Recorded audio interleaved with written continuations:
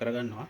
Power කරාම මෙන්න මේ වගේ USB ඕවර් කරන්න මැසේජ් එකක් ඇවිල්ලා තප්පර 15කින් මේ මදර්බෝඩ් එක ඕෆ් වෙනවා. MSI ලගේ USB ඕවර් කරන්න මැසේජ් එක ඉන්නේ මෙන්න මේ විදියට. ඉතින් මේ බෝඩ් එක තව පොඩ්ඩකින් ඕෆ් වෙනවා. BIOS එක ඇක්සස් කරන්නවත් මොනවත් කරන්න බෑ. ඕක තමයි මදර්බෝඩ් එකේ ෆෝල්ට් එක. දැන් මේකෙදි මගුලන්ට මුලටම මෙතන පෙන්වන්න ද USB OC hash කියලා තියෙනවානේ. ඒකේ මම මෙන්න මේ 0 කියන එක ගන්නවා. 0 කියන එක ඔයගොල්ලන්ට බලන්න පුළුවන්. දැන් මෙන්න මේ USB port එකේ මේ තියෙන මේ අනිත් පැත්ත ගත්තොත් එහෙම මෙන්න මේ USB port එකෙන් තමයි එතන මේකටත් support. මෙන්න මේ USB port එකට අදාළව ඕව කරන්ට් එකක් එනවා කියලා ඩිටෙක්ට් කරන්න මෙන්න මේ USB OC hash කියන OC hash 0 කියන ලයින් එකෙන් තමයි මේකේ ඕව කරන්ට් එක ඩිටෙක්ට් කරන්නේ. හරිද? මේකෙදි මෙන්න මේ OC hash 0 කියන ලයින් එකේ 3.3 වෝල්ටේජ් එකක් හැමතිස්සම තියෙන්න ඕනේ. ඒක ඩ්‍රොප් වුණොත් එහෙම මදර්බෝඩ් එක හිතන්නේ ඒ කියන්නේ මේක BGH එකෙන් ඒ කියන්නේ මෙයා අයිඩෙන්ටිෆයි කරගන්නේ මේකේ මොකක් හරි USB වල ඕව කරන්ට් ප්‍රශ්නයක් තියෙනවා කියලා තමයි මේක ඩ්‍රොප් වෙලා තිබ්බොත් එහෙම මෙයා අයිඩෙන්ටිෆයි කරගන්නේ. හරි. දැන් මුලටම අපි මේක පවර් ඔන් කරලා බලන්න ඕනේ.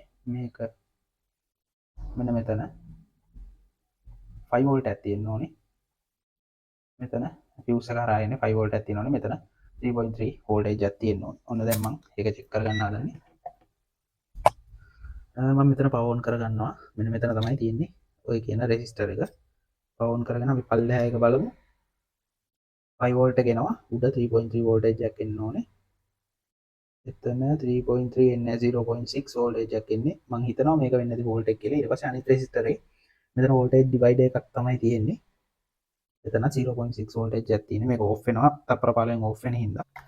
හරි ගයිස් මම මේකේ රෙසිස්ටර් දෙක පාස් ගත්තා. ඒකේ අපි දැන් බලමු මෙතන වෝල්ටේජ් එක මොකක්ද ස්ක්‍රීන් එක කියලා. හරිද? දැන් පවර් ඔන් කරගන්නවා.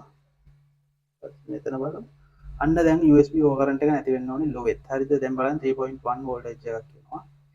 හරිද? අපි බලමු මේකට ඩිස්ප්ලේ එකක් දීලා.